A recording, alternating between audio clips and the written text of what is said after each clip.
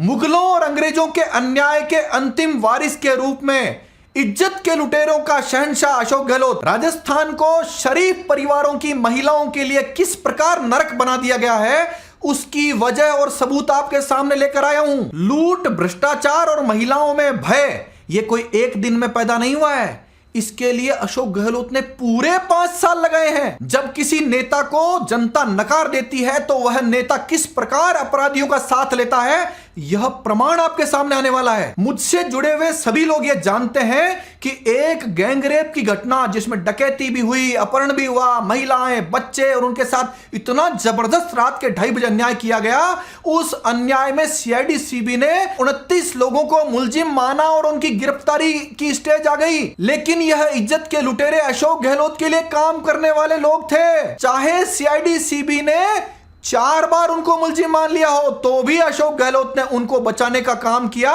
जब इज्जत के लुटेरे और पुलिस और अशोक गहलोत सभी कोर्ट के ऑर्डर में कटघरे में आ गए तो सत्ता के बाप ने कहा चिंता मत करो, कोर्ट कुछ भी ऑर्डर करे, पालना तो हमको करनी है ना, तो कोर्ट के ऑर्डर को हम मानेंगे ही नहीं। सत्ता में आते ही लूट और भ्रष्टाचार के लिए अपराधियों को खुला छोड़ा गया। और जब अपराध बढ़ता है, लूट होती है, तो केवल भ्रष्टाचार ही नहीं होता है, उसके साथ कई सारे अपराध होते हैं। उसमें महिलाओं के साथ अन्याय सबसे पहले होता है। यह काम एक जगह नहीं, पूरे राजस्थान के हर विधानसभा क्षेत्र में चल रहा था। उनमें से एक मामले में इज्जत के कई लुटेरे डकैत जो है वो पहले से सीआईडी सीबी में फंसे हुए थे। उन्होंने शहंशाह को कहा कि आप हमको बचाइए, हम इनसे बढ़िया रिजल्ट देंगे। चाहे सीआईडी सीबी ने बलात्कार में, डकैती में, अपहरण में, जानलेवा हमला में कई बार मुलजिम मान लिया हो 29 लोगों को, मगर अशोक गहलोत ने सीआईडी सीबी के उसी अफसर से वो गलत काम कराया जो पहले 29 लोगों को गैंगरेप, अपहरण, डकैती, जानलेवा हमले में मुलजिम मान चुका था, डकैती का सामान बरामद कर चुका था, अपहरण करके 200 किलोमीटर दूर महिलाओं, बच्चों को पीछे हाथ बांधकर जब ले जाया जा रहा था उनकी सीसीटीवी रिकॉर्डिंग कलेक्ट कर चुका था। जिन आरोपियों ने घटना की थी उनके बयानों में वीडियो रिकॉर्डिंग के तहत सारे तथ्य फाइल पर आ चुके थे। अशोक गहलोत ने अभियोजन स्वीकृति नहीं देकर न केवल भ्रष्टाचारियों को बचाया, उसने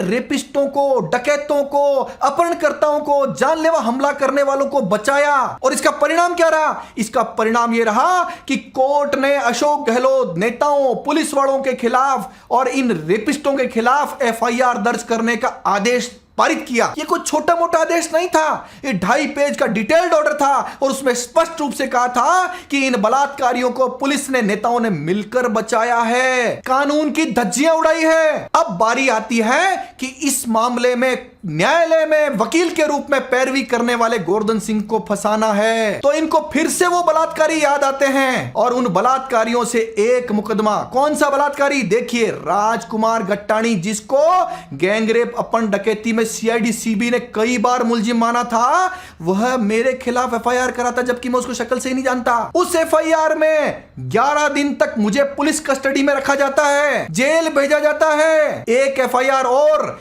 जिस बलात्कारी को सीआईडी सीबी ने मुख्य मुलजिम माना था, सतवीर कुड़ी, उसकी तरफ से भी जयपुर शहर में एक एफआईआर झूठी दर्ज कराई जाती है। तीसरा बलात्कारी सुरेंद्र बेनीवाल, उसका सगा भाई भंवर सिंह बेनीवाल जयपुर शहर में तीसरा मुकदमा कराता है और कहता है गोवर्धन सिंह ने पिस्टल दिखाई, धमकाया कोर्ट के अंदर। इन्हीं बलात्कारियों के षड्यंत्र से एक मुकदमा और दर्ज होता है। उसमें कहते हैं कि गोवर्धन सिंह ने जिस मामले में पैरवी की उसमें एक व्यक्ति के सिग्नेचर सही नहीं थे, उसमें भी पुलिस कस्टडी, 10 दिन की जेल, वो सारे काम होते हैं। लेकिन कागजात कहते हैं कि गोवर्धन सिंह ने वह दावा पेश ही नहीं किया था। इन्हीं बलात्कारियों के शह पर एक मुकदमा गोवर्धन सिंह खिलाफ दर्ज होता है हत्या का 302 आईपीसी में, और बाद में पता लगता है कि जिसकी हत्या का मुकदमा है वह तो जीवित है। यह सब क्यों हो रहा था? यह सब इसलिए हो रहा था कि मैं कोर्ट में नहीं पहुंच पाऊं, कोई गरीब महिला, पीड़ित बेटी, मां, बहन मेरे तक नहीं पहुंच पाए, क्योंकि यह काम तो केवल एक नहीं था ना, राजस्थान के हर विधानसभा क्षेत्र में चल रहा था ना। भ्रष्टाचारियों के सारे नेटवर्क के निशाने पर मैं आ गया था और विपक्ष बोलने को तैयार नहीं था। मैंने, मेरे परिवार ने, मेरे मित्रों ने ये सारे कष्ट उठाए एक पीड़िता के लिए, उस पीड़िता की पैरवी करने के लिए। मैं उस पैरवी में लगा और मेरे खिलाफ जब षड्यंत्र हुआ तो अशोक गहलोत ने करोड़ों रुपए स्पेशल वकील नियुक्त करके लोअर कोर्ट से लेकर सुप्रीम कोर्ट तक दिए। जब आरटीआई मांगी गई तो सूचना नहीं दी गई, लेकिन पता चला है लगभग 100 करोड़ रुपए इन्होंने स्पेशल वकील के नाम पर सुप्रीम कोर्ट में अभिषेक मनु सिंघवी से लेकर नीचे अनिल चौधरी तक पेमेंट किया है, केवल एक व्यक्ति को दबाने के लिए। क्योंकि अशोक गहलोत को लगता था अगर इस व्यक्ति को नहीं दबाया तो ऐसे और लोग खड़े हो जाएंगे, और इन अपराधियों का हौसला टूटते देख पूरे राजस्थान के अपराधियों का हौसला पस्त हो जाएगा। अपराधियों के हौसले पस्त हो जाते तो यह सत्ता कैसे बनी रहती? विधायकों को धमकाने वाली सत्ता, अपराधियों के दम पर चलने वाली सत्ता, महिलाओं के साथ अत्याचार करने वाली सत्ता, भ्रष्टाचार के द्वारा धन कमाने वाली सत्ता, भ्रष्टाचारियों को बचाने वाली सत्ता, यह मुगलिया अंदाज में किया गया काम राजस्थान को नरक तक पहुंचाने में सक्षम था। 121 दिन पुलिस कस्टडी सहित पूरे 9 महीने में जेल में रहकर आया हूं, और मुझे जेल में भेजने का काम इन्हीं इज्जत के लुटेरों सहित अन्य अपराधियों के द्वारा कराया गया, जिनका भ्रष्टाचार और अपराध मेरे द्वारा खोला गया। किसके दम पर? उसी सत्ता के दम पर जो सत्ता जनता ने दी थी। और जनता अगर ठीक समझती है तो अब इन सब लोगों को सत्ता से बाहर करने का काम भी आपको करना पड़ेगा। जब ये अंग्रेजी हुकूमत के आखिरी वारिस सत्ता में नहीं रहेंगे तो न्यायालय के सामने भी ये खेल नहीं कर पाएंगे, और मैं आपसे वादा भी करता हूं कि वो सारे सबूत न्यायालय के समक्ष मैं ला कर दूंगा ताकि न्यायालय इनको दंडित कर सके। पुलिस वाले भी काम करना चाहते हैं, लेकिन इन परिस्थितियों में वो क्या करे?